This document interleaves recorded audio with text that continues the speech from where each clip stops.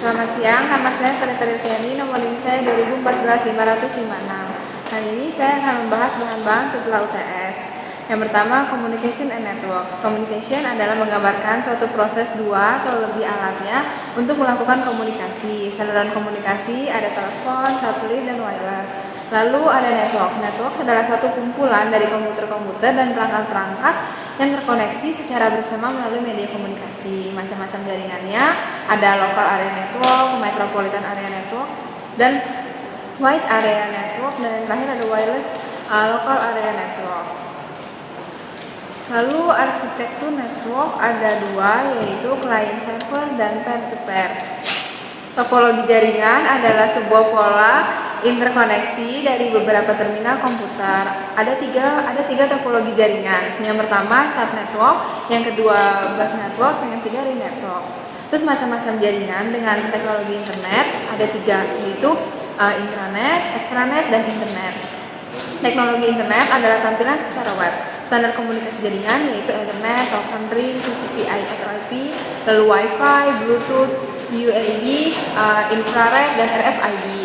Lalu kapasitor selanjutnya ada Computer Security Risk. Computer Security Risk itu adalah kejadian-kejadian agar komputer yang terjadi pengelolaan bisa rusak. Terus cybercrime adalah tindakan-tindakan ilegal yang berbasis internet atau online. Contohnya hacker, cracker, script kiddies, corporate spies, unethical employees, cyber extortionists, terus ada cyber terrorist. Resiko keamanan komputer yang pertama, ketika terkoneksi dengan jaringan. Ketika komputer terkoneksi ke jaringan akan muncul resiko seperti virus dan hacking. Yang kedua, adanya penggunaan akses yang tidak diinginkan. Yang ketiga, sistem filler, yaitu tegangan listrik yang berubah secara tiba-tiba. Yang keempat, ada pencurian software install atau software bajakan. Lalu cara mencegah program-program jahat. Yang pertama, jangan menyalakan komputer pada saat flash disk dicolok. Yang kedua, jangan pernah membuka attachment email jika bukan dari orang yang kita kenal atau familiar. Yang ketiga, ketika Microsoft Office ada program makro. Yang keempat, pastikan bahwa program antivirus terinstall. Yang kelima, pastikan semua program-program yang di-download di-scan terlebih dahulu. Lalu berikutnya ada sistem development. Development merupakan satu set dari aktivitas-aktivitas untuk membangun sistem operasi. Tahap-tahap dari sistem development yaitu planning, analisa, desain, implementasi, operation, support, dan security.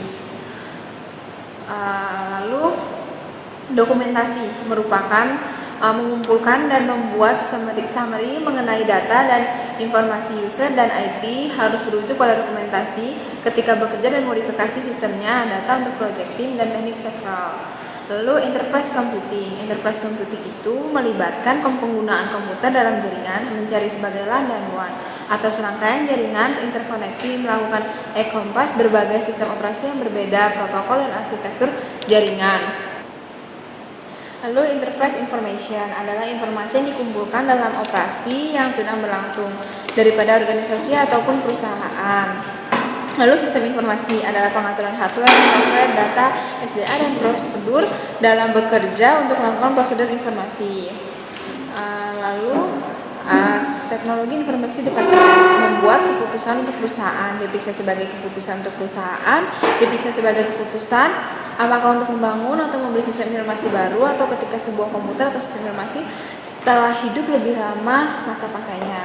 Sekian presentasi saya kali ini. Terima kasih.